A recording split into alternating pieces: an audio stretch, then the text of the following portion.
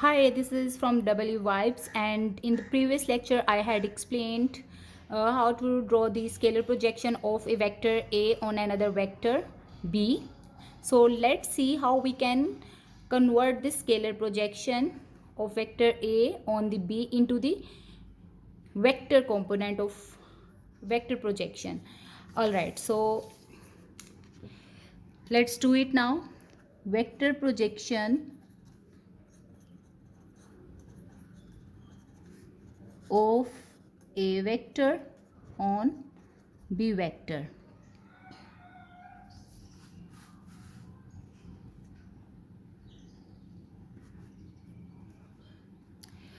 Okay, so from the previous calculations we had assumed that A vector is equal to 2ax hat plus 3ay hat, while B vector is equal to ax hat plus 2ay hat. And then we came to know the scalar projection of A along B was equal to A cos of theta, and we derived it came out to be A vector dot unit vector of B. Fine. Now let's see if we convert this scalar projection into the vector projection, then what is meant by this.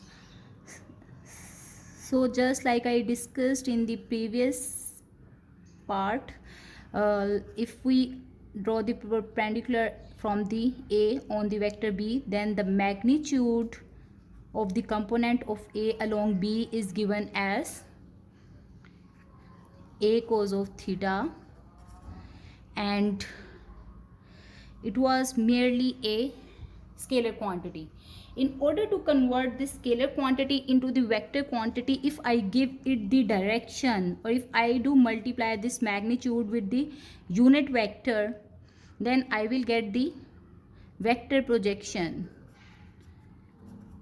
And as it can be seen clearly that the projection direction is similar to the direction of vector B. So all we need to do that is just to multiply the scalar projection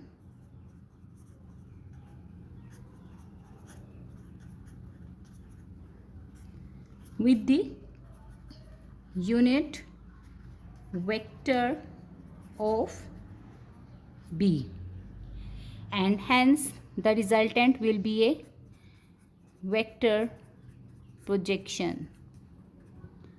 Okay, so let's just write down the formula as scalar projection is equal to A dot B unit vector and then again B unit vector.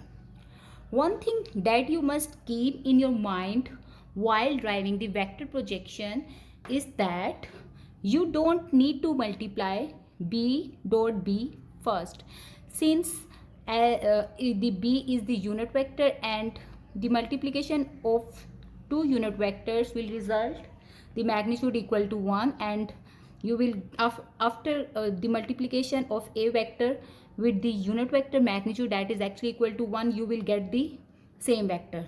So we are not supposed to do that. First we are supposed to find the scalar projection. That's why we do find the scalar projection by multiplying A and B, and then we take the dot product of the resultant or the scalar projection with the unit vector of B.